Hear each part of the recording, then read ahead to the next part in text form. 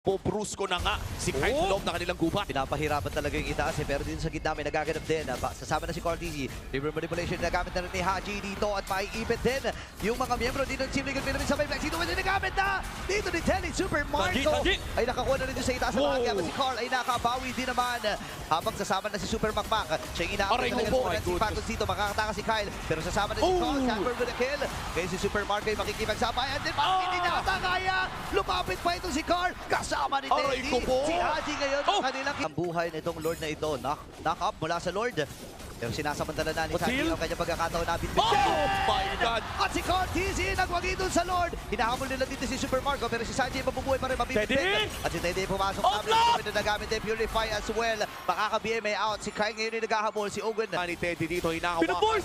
Ipipersa na nga nila. Yun ang ata magiging desisyon dito. At si Kyle ang magwawagi. Pero sabi ng Team League Philippines, sige, try natin humuli ng isa. Kyle. Napagsak yung kanyang precision shot. Pero si Teddy pumasok na rin. Ang river manipulation. Kay Haji makakatakas. Itong si Carl. Habang si Sanford ay pumasok din. Super Marco with a double. Pero meron siyang ibertagi dito. At mapapop na rin ito.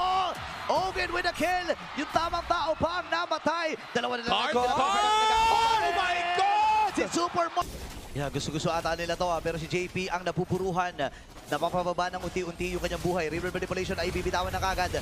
Pero ang si Kyle ang magwawagi. JP ang maiipit. Naka-play si Super Makmak pero sa likod na bahagi si Carl TZ. Pinutahan si Haji. Mabubuhay din naman siya pero napakati naman si Super Marco. Nagamit niya rin yung Wind of Nature. At this time may buhay pa rin si Carlito. Pero nandiyan si Flap. Kyle ngayon ay naghahabol. Sa likod na bahagi si Ogun ay pinutahan na rin kagad si Carl TZ. Habang si Super Marco ataka nila pupuntahan. Teddy makikipagsabayan na. Wala siyang BMI. At mamamaalam din siya. Carl TZ and Sanford na lang ang natitira. Pero hinahabol pa si Ogun ha. Ogun hindi ata sapat ang kanyang movement speed. Pero si Sanford ay tumedepensa na. Siya mauutihan at yung Lord ay nagmamarcha na. Kailangan na kumapit dito ng Team League Philippines pero napakaraming reinforcement mula sa Team Falcons. Mamamaalam din si Carlito.